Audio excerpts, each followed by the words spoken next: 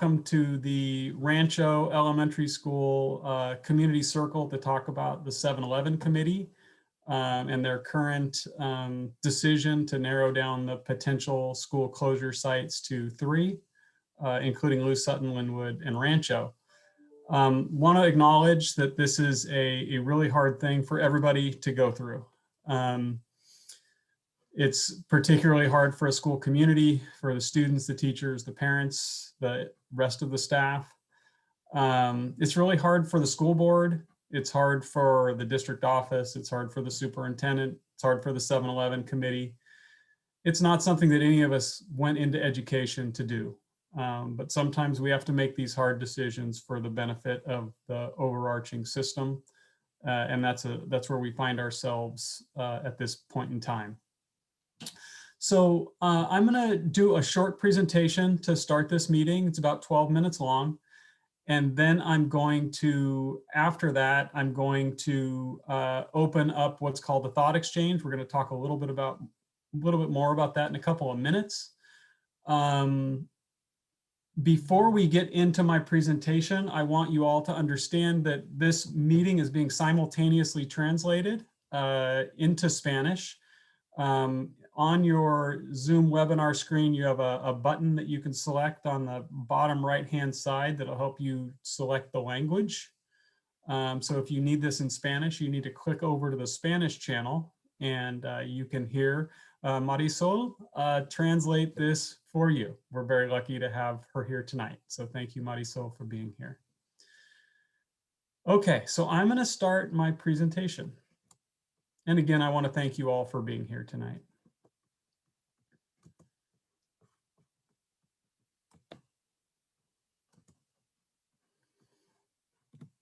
All right, so we have an agenda for the evening. The first thing we're going to do is talk about the district goals, particularly as they apply to the 7-Eleven committee. We're going to take a look at some of NUSD's demographics. We're going to look at where we've been, where we are currently, and where we're predicted to go as far as our enrollment trends for the district. We're going to talk a little bit about why we have decided to form a 7-Eleven committee. We're going to talk about the process and progress to date. We're going to share a little bit of site-specific data that pertains just to Rancho tonight. And then we're going to launch a thought exchange.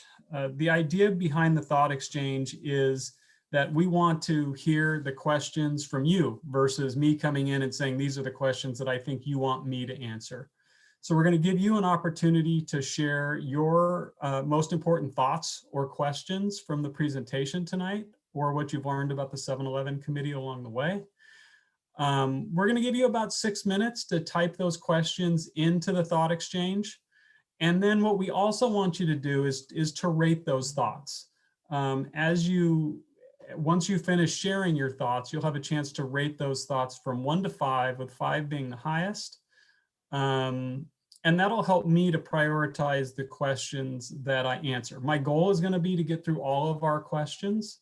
And I think that we'll be able to do that. But just to make sure, we want to have a prioritization process that you prioritize versus me prioritizing. And our director of communications will talk a little bit more about that before we launch the thought exchange. So here are the goals that we believe apply to the 7-Eleven committee. You know, our district always needs to make sure that we're looking at our short-term and long-term fiscal responsibility.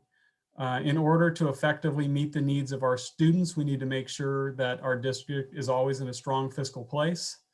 And so as a result of that, we're talking about the idea of school closure. We get limited resources in our district, and we want to make sure that we have as many of those resources available to do things like attract and retain high quality teachers and staff.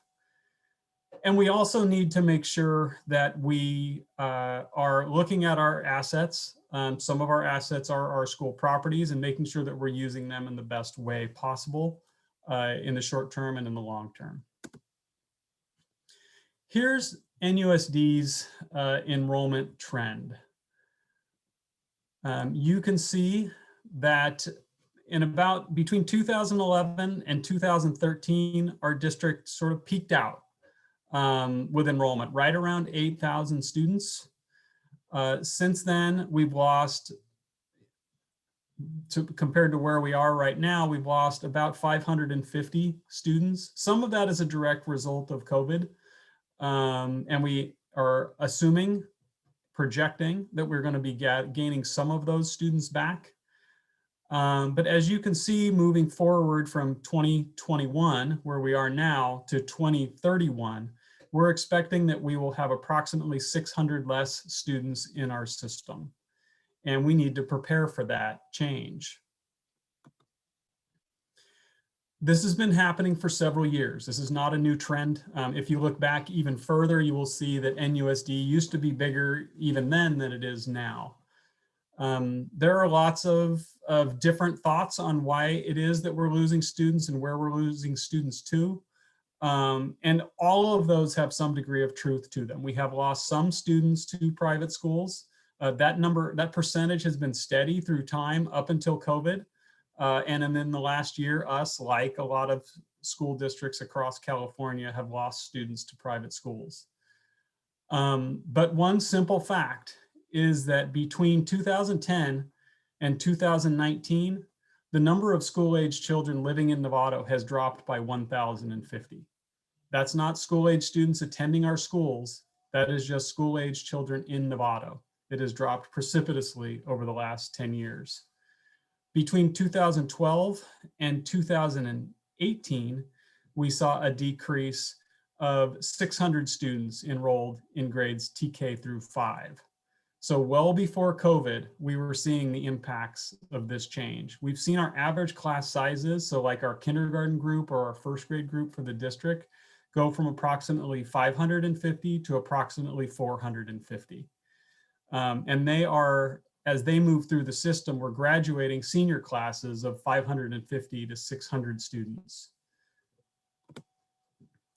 So some of the scary things that we see ahead as it pertains to enrollment is that the local births, and that's really how we project our kindergarten and transition kindergarten enrollment. It's based on the percentage of local births in certain zip codes in our county.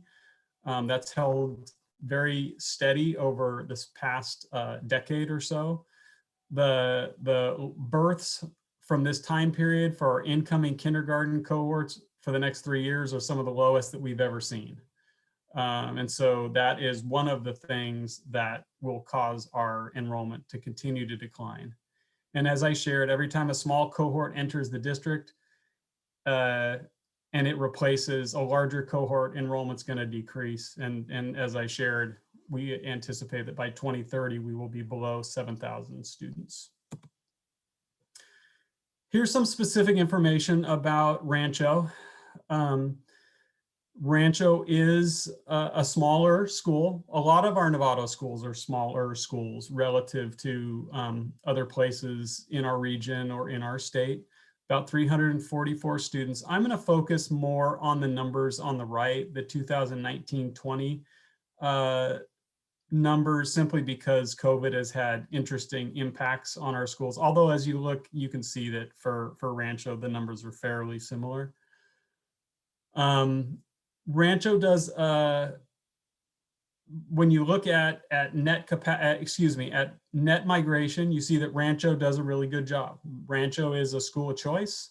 Families choose to come to Rancho. Some choose to leave. About 22% of the students living in the Rancho area have opted to go to school somewhere else. But more students than that have opted to come to Rancho. And that is a strong sign of the way that Rancho is viewed in the community and respected as a strong place for kids to learn and grow. So net migration into Rancho is a positive 42. You can see that about 28%, or if you look at 2021, 32% of the students at Rancho are in the free or reduced lunch program. About between 18.3 and 19.5% of the students are English learners, and a little more than a third, 34% or 36% are identified as Latino or Latina. So a lot of people have asked, why did we form a 7-Eleven committee? I talked a little bit about that earlier, but really we need to make sure that we're ensuring the best use of all of our district resources. We need to make sure that we're taking actions that are fiscally responsible. We need to make sure that we're running schools as efficiently as we can. And one of the challenges that we face as schools get smaller and smaller is we see an increase to the number of combination classes. We see it become harder and harder to provide services to students with particular needs on campus as we start sort of chopping up employees based on the number of students enrolled. For example, you start getting very part-time things like school psychologists or speech language pathologists, et cetera. As I've shared, we've seen a lot of declining enrollment. With declining enrollment comes declining revenue. And then at the same time, we've seen rising costs, particularly costs associated with mandated pension contributions that the district has no control over. So, so we have a 7-Eleven committee, and the purposes of a 7-Eleven committee are outlined in education code. And their job is to advise the board based on community input regarding the use or disposition of school building space or properties that's not needed for school purposes. It's important to note that the 7-Eleven committee does not advise the board on specialized programs. And I'm aware that Rancho has a pretty significant and very important to our district specialized program on it in the early intervention program. And so while that program would likely be impacted by a recommendation to close Rancho or a decision to close Rancho, the 7-Eleven committee will not be the group charged with determining what happens with the early intervention program moving forward. That'll be the responsibility of the school board to make that decision. By the way, 7-Eleven, that's just the number of committee members that can be on the committee. It has to be between 7 and 11 committee members. Then you can have up to 4 alternates. Okay, so NUSD has been through school closure before. We've actually been through many school closures in the past. The place where our district office is currently and the apartment buildings associated with that and the park associated with that all used to be a school site in the past. I believe it was an elementary school. But in the more recent past, we closed Hill Middle School. And that was a very difficult process for our community, as school closure is always. But one of the things we learned from it is when we talked to the community members who lived through that process, and many of them are still around, they let us know that it was really rushed. And they had reasons to rush it. I don't mean that to pass judgment on the folks who were responsible for that process. There were significant fiscal concerns related to the Great Recession and the challenges that the district was facing, and the decision needed to happen extremely rapidly. We're not in that same situation. We have fiscal challenges, but it's not the same sort of immediate crisis. And so what we're committing to is, as we go through this process, we're going to give it the time that it needs, and we're going to give it approximately 15 months should the board make a determination to close an elementary school in the month of May. We'll have all the way until August of 22 to ensure that we have a smooth implementation of the school closure process, acknowledging that whatever school it is, it's going to be hard. But we also want to find the opportunity in this. You know, one of the things that we know is that if we close a school, we're going to need to build new communities, and we're going to need to build new community at a very strong school. And I'm confident that whatever schools are receiving these students are going to welcome these students with open arms. Students, teachers, parents are going to have the opportunity to engage in that new place, and that new traditions are going to be able to be created, new positive relations are going to be able to be created, and we will find good out of this challenging situation. So what has the 7-Eleven committee done so far to date? We started by providing detailed information on the short and long-term fiscal responsibility, opportunities to attract and retain teachers, and about the asset and property planning, like I shared with you earlier.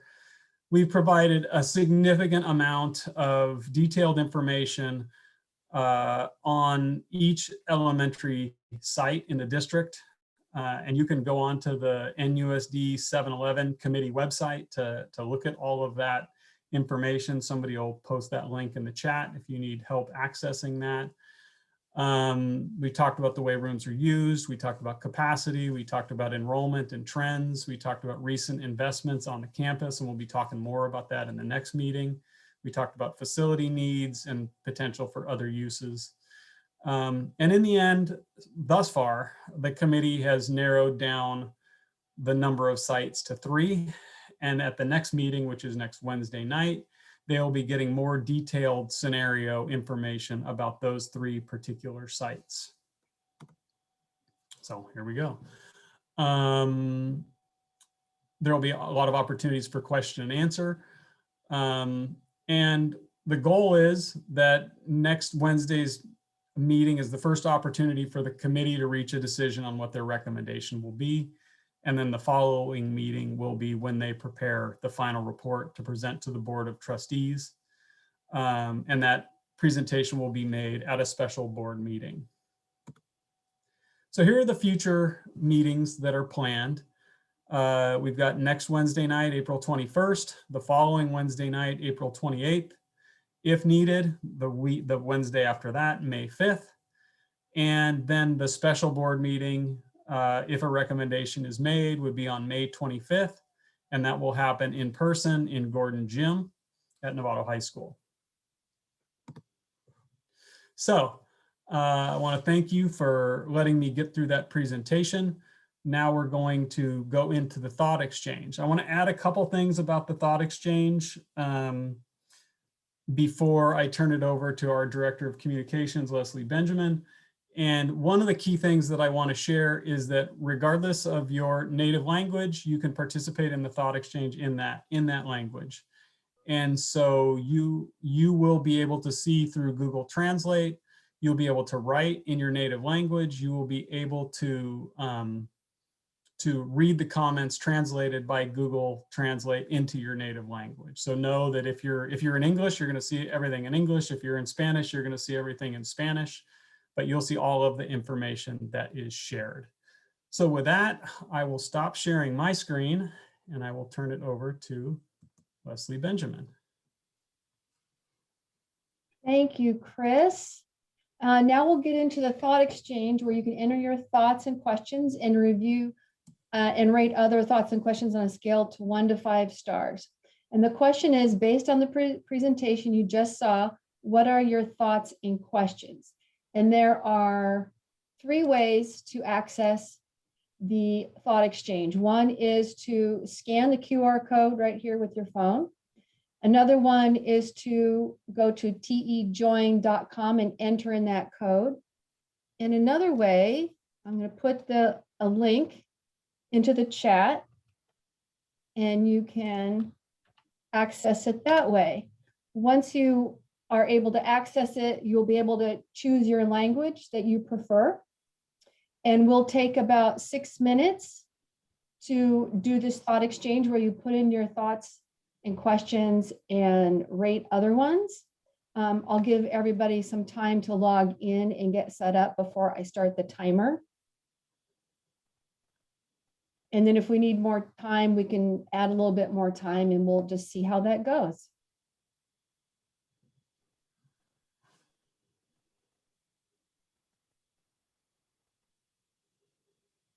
There are 2 brief survey questions in the beginning.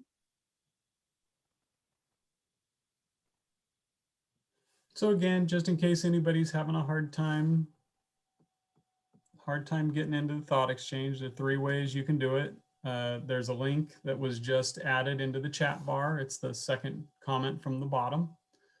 And we got 32 participants, so we're moving in the right direction. Other way, use your camera to scan this QR code here. And then finally, go to tejoin.com and then type in the number that you can see on the top left of your screen now.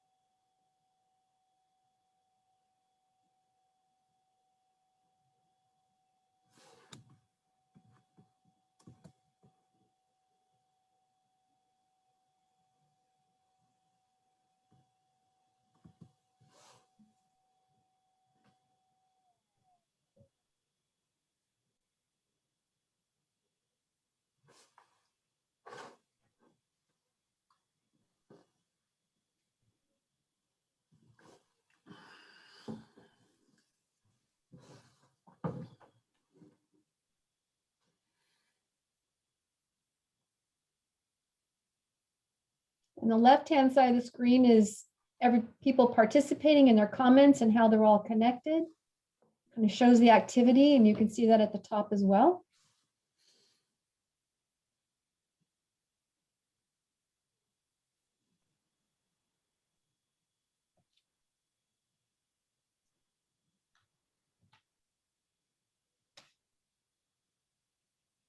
I put the link in the chat again in case you came in late and didn't get it.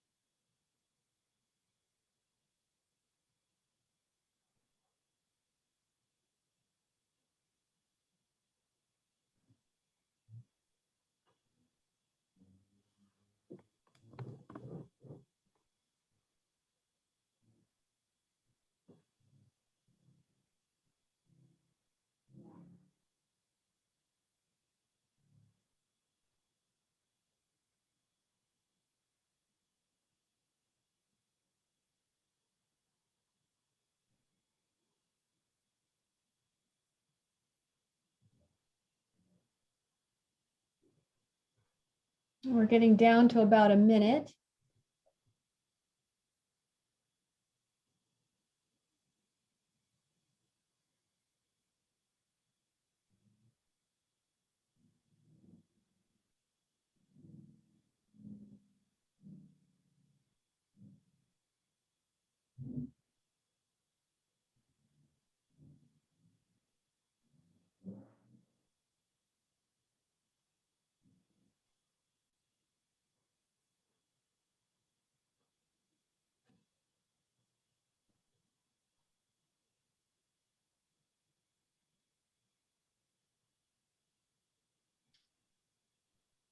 So we have about 30 seconds left. And then I'll close the thought exchange and then turn it over to Superintendent Koska to address the questions and thoughts.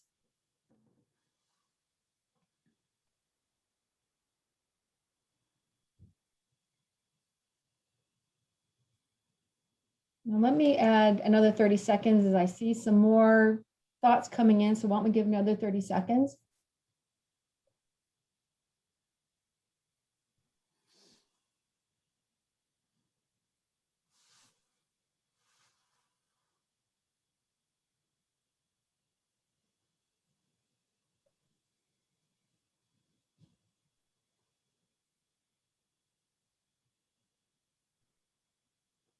Okay, I'm about to close it.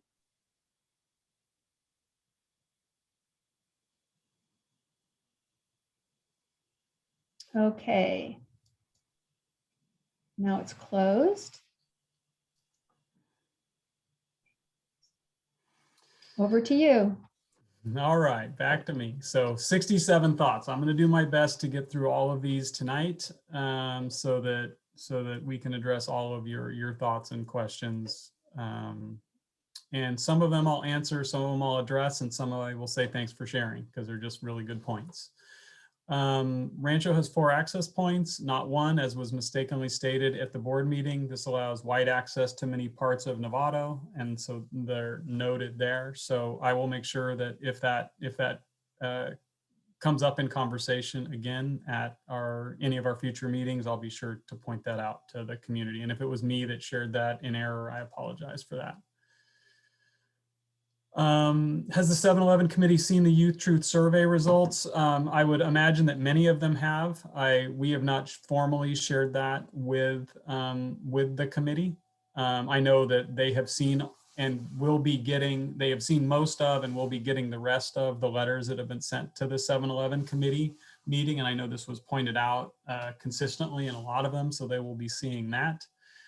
And the Youth Truth data is certainly available to them as well.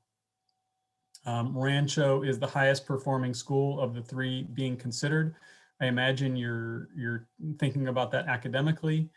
And I have seen some data that represents that. One of the things that I want to make sure that I address, and I promised the Linwood community I would share this as we're talking about performance data, is they're going through a very significant transition, the transition to dual immersion. And the benefits of the dual immersion program are slow to be demonstrated academically. So I would agree with that statement. I also agree there's some challenges with Linwood being able to accurately demonstrate their performance at this time. Rancho has the largest percentage of in-school residents attending and the largest net migration in. Closure would displace the largest number of students to a school that is not in their local neighborhood. That's a great point. According to the 2021 Youth Truth Survey, Rancho performed or ranked Rancho well above the NUSD average for engagement, relationships, and culture. That's something Rancho should be very, very proud of. Students and family are happiest at Rancho, and it seems it would be better to keep the strongest community open and welcome new families to the mix. I think that is a very powerful selling point.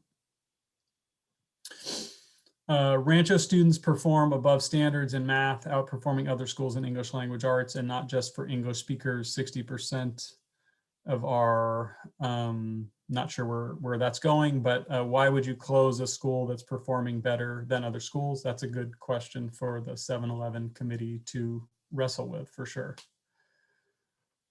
What is the parent satisfaction at other schools based on the Youth Truth surveys? Rancho's families and staff exceed other schools' ratings. Again, something that Rancho should be very proud of, and I've seen that data as well. Why would we close a school that is attracting students? More people transfer into Rancho than transfer out. For the other schools, more people transfer out than in. That is an accurate statement and a good statement. Has the committee, we've talked, I shared that the committee has not, as a committee, looked at the Youth Truth survey results. I think we can explore ways to get that data to them. One of the challenges with getting into Youth Truth data is it's as those of you who have looked at it, and many of you have, and I appreciate that, it's kind of a complicated process to navigate. But I'm sure they're, again, hearing this through your letters and seeing it through this presentation. So Rancho has strong leadership, which would make it much easier to expand than other sites. It's rated #1 in the district for being a well-run school. And so I want to, while I have a second, I want to ask, I don't think Kath is going to be able to come onto the screen just because of the nature of how this Zoom webinar works. But I want to say that you guys have an absolute gem as your principal in Kath Nam. She is an amazing leader, an amazing person. Just the kind of person we need leading in NUSD. And I think we're very, very lucky to have her. And I just wanted to give her a shout out because I 100% agree that this is a critically important variable in thinking about this process. Rancho has the highest diversity index of all 3 schools. We would like the 7-Eleven committee to consider the ethnic diversity index from the state. Okay, that's a good point. Thank you for sharing that. Does the district and committee have a working definition of diversity? I think the answer to that is no. We haven't had that discussion, and it's a fair point. Why close a school that consistently attracts new students? I think one of the key data points that the 7-Eleven committee should be looking at is the net migration number. That can be one of the critically important data points that I know I look to when I'm considering this important decision. On the Youth Truth Survey, results show that Rancho has an extremely strong community. Parents report being engaged more than any other parent community. We would like the committee to look through the NUSD Youth Truth Survey and NUSD Equity Imperative Declaration to better understand. I'm not sure that we're gonna be able to do that. This is certainly something we can consider. I don't know that we're going to have the time to do that, but we can certainly provide the community with information outside of the agenda because it's a publicly available document for them to explore that. So sounds like it's critically important to this community that we do that. So we will explore to see if there's ways we can do that. Would it be possible to split up the speakers at the 7-Eleven meeting so that each school gets a turn? That's a tough one. We're governed by the Brown Act, and we're governed by board policy for how we navigate public comment. So I'm not sure that that's something that we can do, but it's something that we can explore. Based on the YOY chart, why do I not know what that is? That's supposed to be a joke, and I can't hear you laugh, and I'm sure at least 1 or 2 of you thought that might be funny. But does anybody know what the YOY chart is? Year over year. Year over year chart, thank you. Based on the year over year chart, Rancho looks mostly flat or improving versus the district average is declining.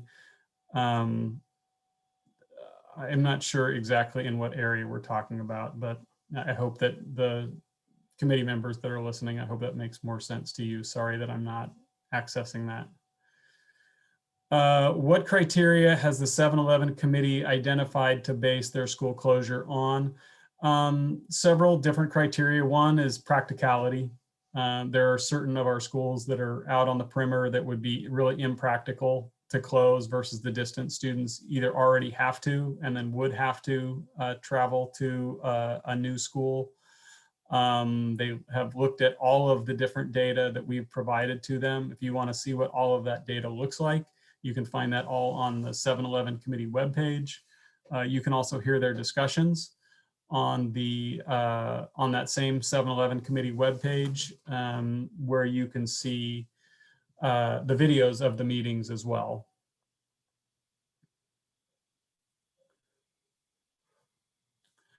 Okay.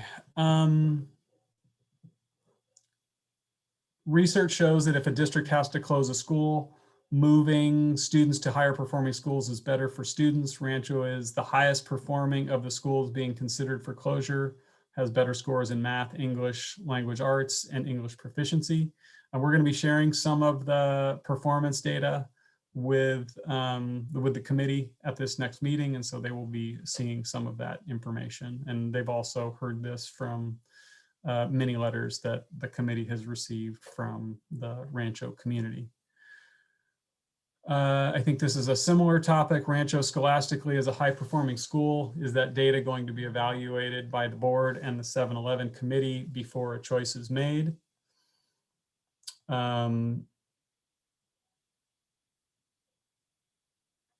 Sorry, I got a text message from your principal.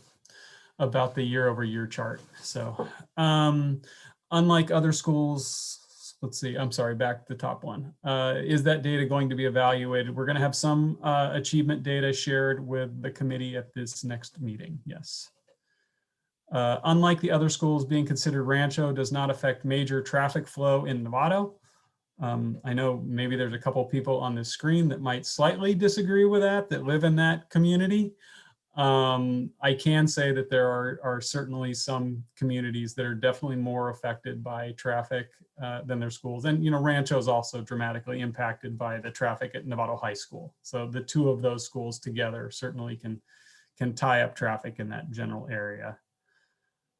How will you ensure that the decision the 7-Eleven committee makes is based on data, not emotions or preconceived ideas?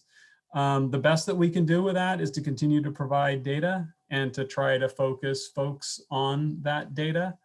At the end of the day, this is not Chris's committee. This is not the board's committee. This is a 7-Eleven committee that's made up of 11 independent community members that are going to make the best decision that they believe that they can make for our community.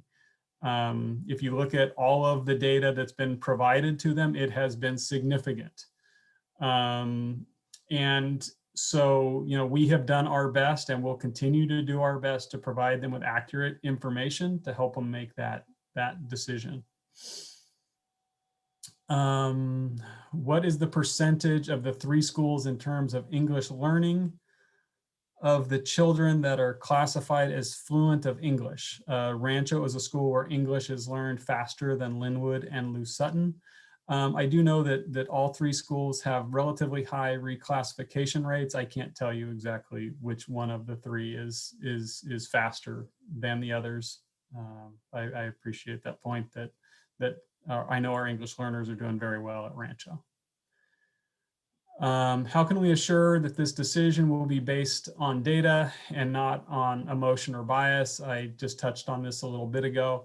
You know, we will do our best to make sure that we continue to provide data, that we encourage folks to make the decisions based on data, but at the end of the day, they're an independent committee, not governed by us. And that's the point of the education code that builds the foundation for this committee, is that they are to be an independent committee, not just an arm of the superintendent or the school board.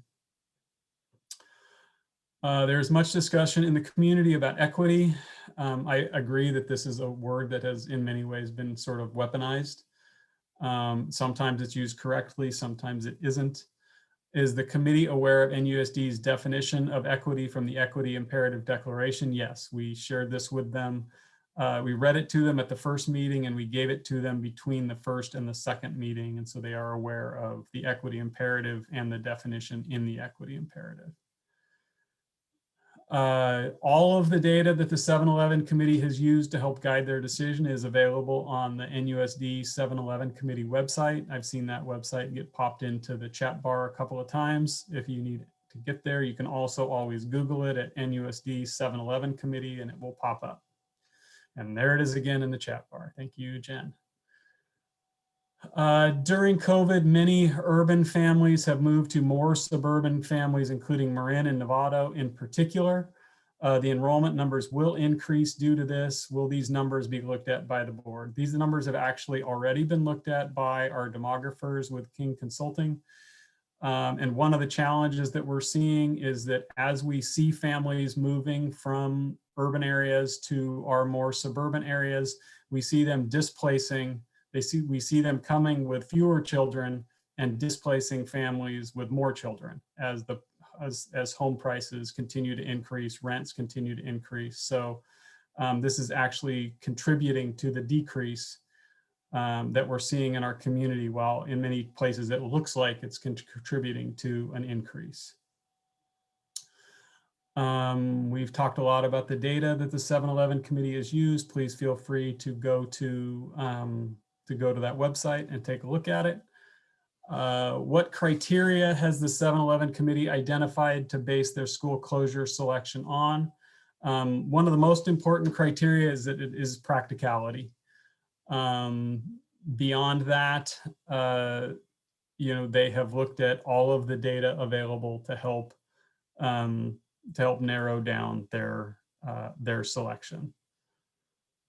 In the real world or in business, if you don't meet expectations or perform, you get rid of the underperforming location. I think that's probably, it's kind of hard to follow after that, but you know, I agree that in the real world of business, that is how it works. And, you know, I'm sure there are many that would argue that that's how this decision should be made as well. So thank you for sharing that thought. What is the procedure of the final vote? Does each member committee get one vote? Do they narrow it down to 2 first? Will the board do an open vote? If the board members have a conflict of interest serving on the Lou Sutton PTA, will she be excluded from the vote? So let me take those one at a time. We follow Robert's Rules of Order for our meetings. And so what will happen is at some point during the item at Wednesday's meeting, potentially, or the following meeting, a committee member will make a motion. And in order for that motion to move forward, somebody will have to second it. Assuming that the motion is seconded, then each individual community member, not the alternatives or alternates, but the community members will have the opportunity to vote on that, on the item. It's up to them really to determine the process, if they're going to narrow it down to 2 first, or if they're going to go straight from 3 to 1. I'm not sure exactly how that'll go. Regarding the board member that is the president of the Lou Sutton PTA, I will need to reach out to legal counsel to see if she has a conflict of interest there. And we will follow the guidance of our legal counsel in regards to whether or not she'll be allowed to vote or not vote. A member of the 7-Eleven committee made a motion to narrow it down to these 3 schools, and the committee voted without all schools being discussed. Why, and it felt rushed, felt like all schools were not truly considered. You know, I know that we shared extensive data about all of the schools. Maybe that committee member felt like they'd seen enough and had discussed it enough and felt like it was time to make a motion, and those were the 3. That motion was seconded and was approved by 10 of the 11 members. So that's clearly, that's in a place where many of the committee members were. And so, you know, that's their prerogative to do that as a committee. Do you have any projection of additional decrease in enrollment in each of the 3 schools of the 3 school closure scenario? How many schools will go private or move if they're not satisfied with their new assigned homeschool and can't get a transfer? I don't think that we can accurately predict that. I do think that our inflow and outflow will help us as we navigate that process. You know, I think that should be something that is considered, as this is an economic decision at the end of the day. It'll be up to the committee to determine how it is that they explore that. We're happy to share all that data. If a school closes, will those students have priority to transfer to another school of choice in the district? I think the answer to that question is no. Of course, that'll be up to the board in the future. We have board policy around transfers, and I anticipate that we would continue to follow that board policy. We do our best to honor as many transfers as we can, but embedded in that transfer policy is different sorts of priority. And when you get to a point where everything becomes a priority, then you get to a point where nothing's a priority. So we've got to be kind of mindful of that. I know this is a unique situation. The board could certainly consider changing that that policy if that was in their interest. And that's one of the benefits of having the 15 months to do this process. Will the NUSD board member, who's also the Lou Sutton PTA president, recuse herself from the decision? It seems like a conflict of interest. Again, we'll have to reach out to legal counsel to ask about that. And then, of course, she will have some ability to make that decision for herself as well. I would give her guidance based on the advice we get from legal counsel. I don't believe that volunteering with an agency contributes to a conflict of interest. But I will certainly look into that.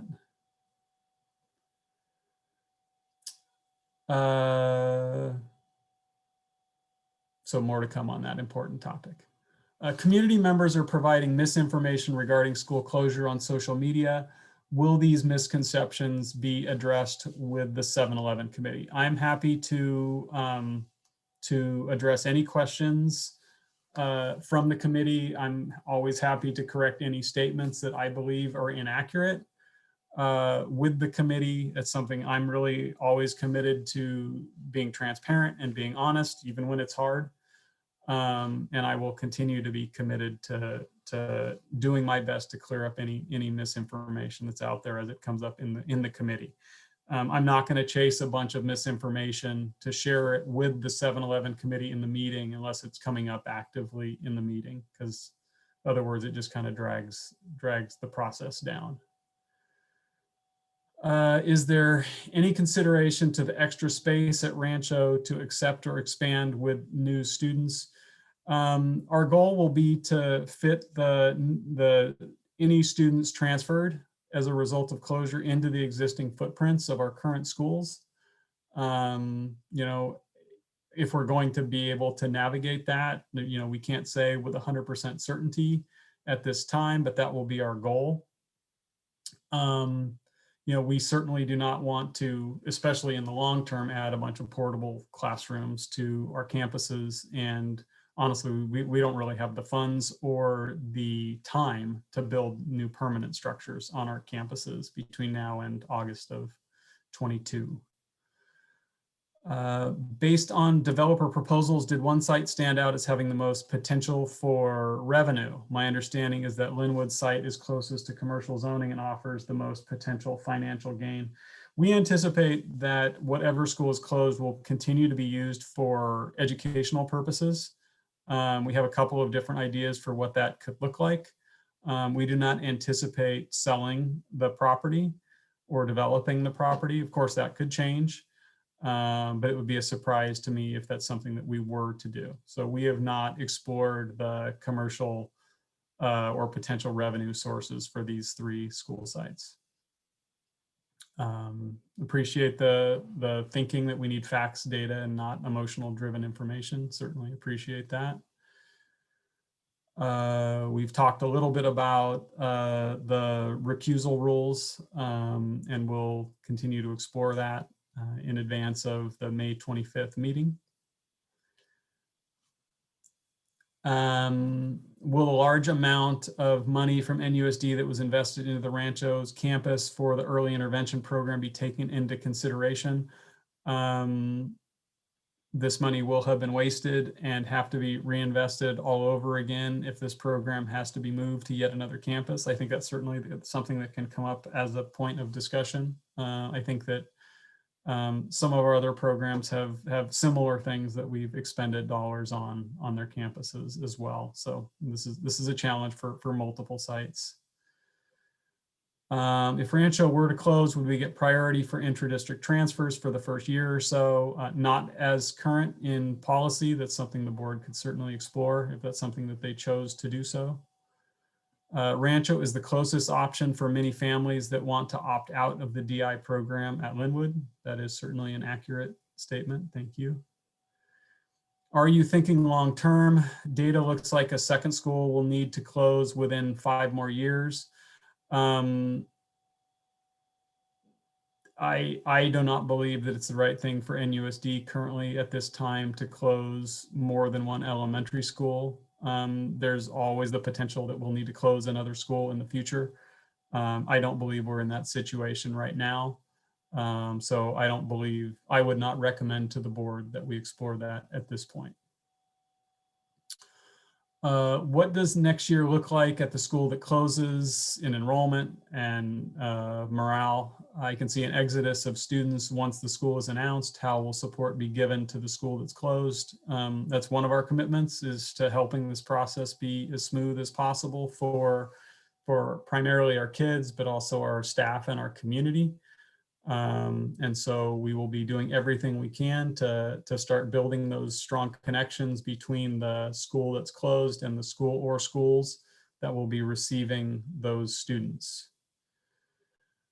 Appreciate the candor and attitude this is being done with. It's not easy, and all of you seem to empathize. Is part of the idea that classrooms get larger, but there are better teachers in them. I ask because Rancho teachers have demonstrated excellence. So first of all, I appreciate the comment at the top.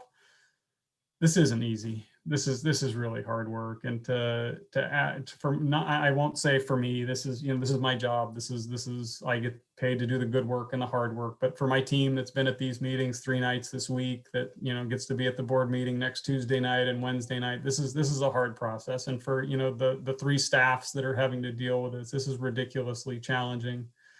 And we all know the impact this has on our school communities, and none of us want to do this work, but it's the work we've been tasked with. And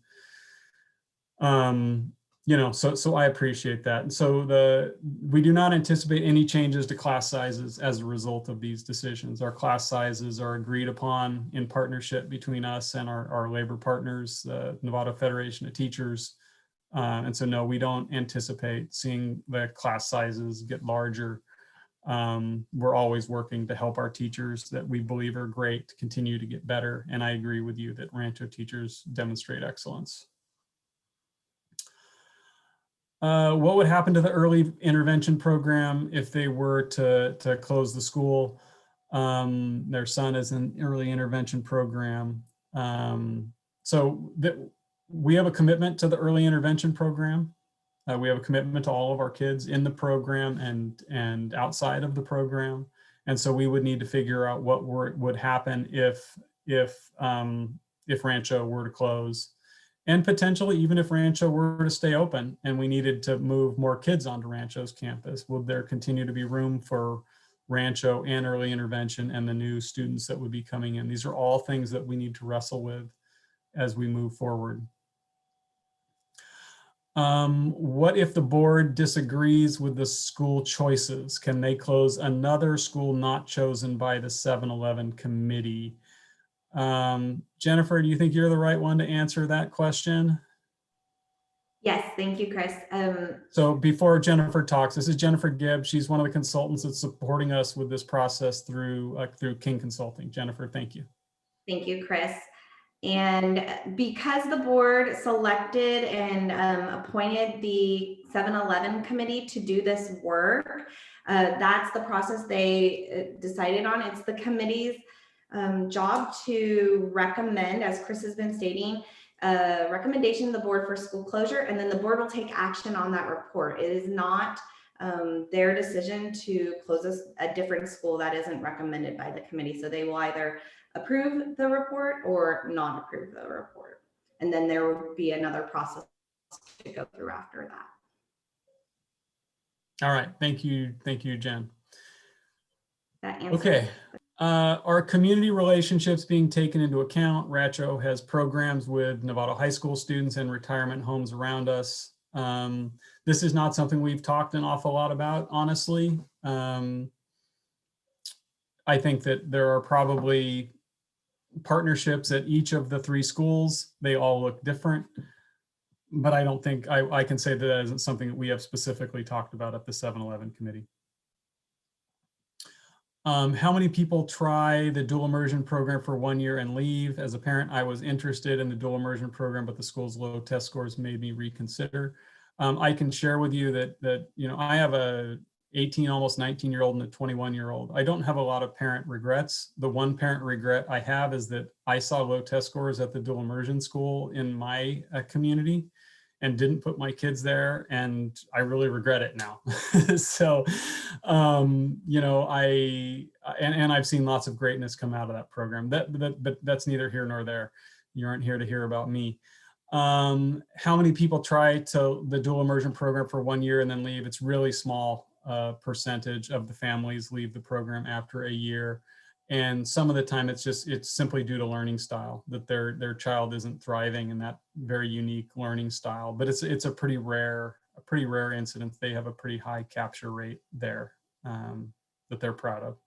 and that I'm proud of.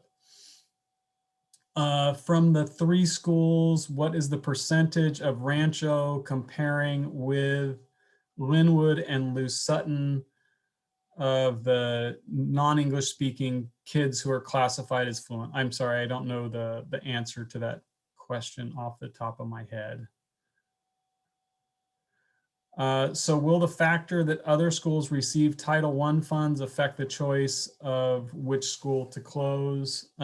We believe that the percentages will most likely work out. The district will not lose Title I funds regardless of this decision, is our belief. We're continuing to look into that to confirm that. I don't think this is going to play a significant role, if even a small role in this decision. If Rancho were to close, how would the school lines change, and what school would the Rancho children go to? That's one of the things that we're going to start talking about in our next meeting next Wednesday. You're going to see a lot of different scenarios to talk about what would happen, like multiple scenarios that could happen if we were to close Rancho or Linwood or Lou Sutton. And above and beyond those really extreme scenarios that we're going to present at that Wednesday's meeting, there's also going to be, thousands of permutations of small changes we can make to those scenarios. So I can't say I can't answer that question right now. The most logical answer I can give you is that you're most likely going to be attending the closest school that continues to be open in your community. So that's the best I can give you, and that is not accurate for every single child at Rancho. But this is something that we will have to work out as we move forward in that 15-month period of time to get all those stuff ironed out in the best way that we think is possible. And then the other part of the question is, what middle school would they attend? And they would continue to attend San Jose Middle School from Rancho. Will the district consider providing bus service for kids who now have to travel farther to school after the new map is drawn? I think that's highly unlikely that we would be providing home to school transportation. We haven't provided the vast majority of home to school transportation other than that which is called for in special ed students' IEPs in a very long time. And I don't anticipate that would change. It's always something that the board can consider, but I don't anticipate that they would add that expense as a result of this decision. I'm worried because I don't want my school closing. We love our school and our teachers, and I 100% agree with and support that thought. None of us want this to happen. One of the things that I'm taking away from this process is the community at Linwood loves their school, and the community at Lou Sutton loves their school, and the community at Rancho loves their school. And all of these schools are serving their communities very, very well. And all of these families are fearful that they're going to go someplace else and it's not going to be the same. And what I can tell you is that it is not going to be the same. It will be different. But if we have open minds and open hearts, we can find that place. We can go to that new place. We can embrace that new place and become part of that community and have this be a positive thing. And so, I know this is going to be hard if the board decides to close any school. But, I think that if we keep a positive attitude about it, we can do the best that we can. Okay. We are sad about all this that is happening because it will harm many families. I struggle with the fact, I guess there's ways that it's going to harm families, but I think that good can come from this. I think that we can make this be as positive as we can. But I also know there's going to be some pain associated with it, and I honor and respect that. If Linwood stays open, will they still be an exclusive dual immersion program? That's going to be an important decision that we need to make. It's possible that they would remain as an exclusive dual immersion program. It's possible that we move students for an English only strand to Linwood. Those are decisions that we need to make in the future. Superintendent Koska, I was wondering, from the 3 schools on the list of the closure, can you interpret from the data who are the well-performing schools? I don't want to get into that. I will say that Rancho's a high-performing school in our district, and we're proud of the performance of Rancho School. Will the fact that Rancho was not prioritized for air conditioning factor into a decision, or the facility is not as good rationale? Absolutely not. We're continuing to move forward with the bond projects at all of these 3 schools because we believe that the schools are going to continue to be used for educational purposes. And no, I can say that if that comes up as a factor, I'll say that should absolutely not be a factor. Based on declining enrollment numbers shared, should 2 schools be closed? We touched on that. I don't think we're in a place where we can consider the closing of 2 schools at this time. Better understanding as to the need for closure and the impact for the community. There's multiple reasons for having closure on the table. The biggest one is that, NUSD is facing a multi-million-dollar fiscal challenge in the 22-23 school year. This is due to 2 primary factors. One of the factors is that for the last 2 years, so NUSD receives funding based on the number of students enrolled. And when we're in declining enrollment, each year we take a pretty significant financial hit to the tune of up to millions of dollars. We've been in declining enrollment for each of the last 2 years, but the state, due to COVID rules, has given us a hold harmless.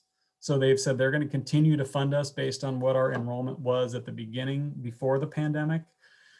In the 22-23 school year, they're no longer going to give us that hold harmless. So we're looking at significant fiscal challenges in the 22-23 school year. Additionally, we're in a sort of what would be called a true-up process for our retirement programs for all of our educators, all of our staff.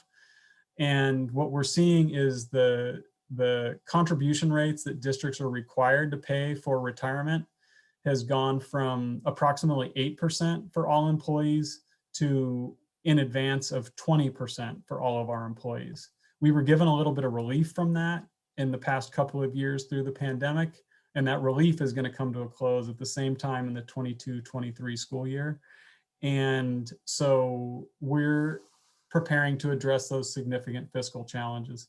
But the other challenge that we're preparing to address is simply what happens when schools get too small. It gets too hard to educate and to run efficient schools on those campuses. Like I shared before, things like combination classes increase. It gets hard for us to provide intervention services to kids. So there's multiple reasons for the decision to close school. What if there's an increase of students enrollment at NUSD and NUSD doesn't have the space to accommodate them? Is NUSD going to open a new elementary school? We have built into our projections all of the potential housing that's on the horizon for the Novato community, including any big changes out at Fireman's Fund. And we still have the capacity to bring in all of those students. So we don't anticipate that this is going to be a future goal. We looked at the projection out to 2031 and see that even building in all of that new housing, we're still supposed to continue to decline to below 7,000 kids. So we don't anticipate that as a realistic problem. Do the other schools have programs that Rancho has, like early intervention and other programs? So yes, each of our schools have lots of special programs that their communities love and that we're hearing lots about right now. They do not have the early intervention program. That's a specialized program that's housed at Rancho. But other than that, yes, lots of other specialized programs. Can you speak to the challenge in closing Linwood, considering it's a DI school, as well as a as well as it serves a predominantly Latinx student group. There are challenges with closing each of these schools. They all look different. The dual immersion challenge is a big one. You know, we would need to understand why, if we want to continue with the dual immersion program, and then if we want it to be the same size, if we want it to be bigger, or if we want it to be smaller. You know, we have to make all those important decisions moving forward. I think I talked a lot about just a minute ago about why a school needs to be closed. So we'll move on to the next one. My child will be leaving Rancho after the 21-22 school year. Is there any impact to him during that school year or when he moves on to middle school? I don't think this would, let's see, this would not impact the students that would be graduating in 21-22. It's really hard to have to say goodbye to one or two schools. It's hard to understand why we cannot have more support from our government. And the mental health of our kids is very important. Yes, lots of challenges. We got the COVID situation. We've had all the fires and all the smoke, and you know, I mean, it's just the last 3 years have been challenge after challenge after challenge. I have great frustration with the way school funding is done statewide and federally. I continue to advocate, as does our board. Our board is very active in advocating for reforms to public education funding and resources, and we will continue to be, because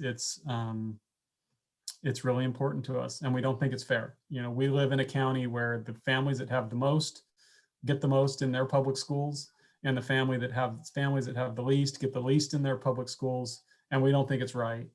And we're going to continue to fight for what we think is right.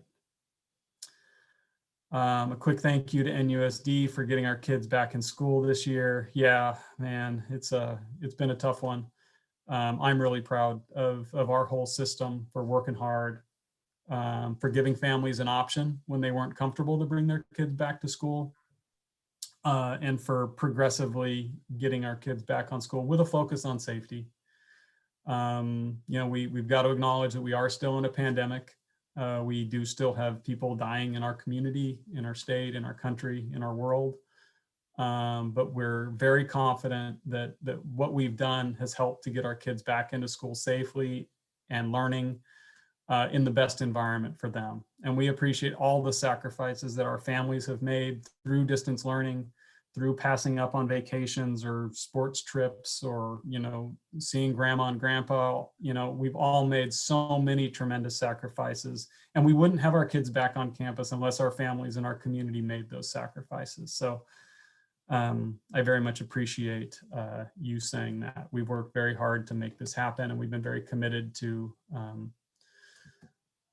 getting our kids back, but also doing it safely. And that's demonstrated by the fact that we have, in our time since October 26th, when the first group of kids come back, we've had one suspected case of on-campus transmission out of the, you know, hundreds of thousands of opportunities for that to happen.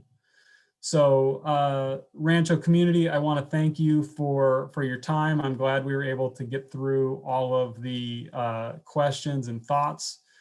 To our panelists who have been here with us through these last 3 nights, whether I called on you a lot or not, I appreciate knowing that you were there and having our back if we needed you, and being present for the community. So a very special thank you to Kath for working with your community to help make this meeting so successful tonight. I very much appreciate that.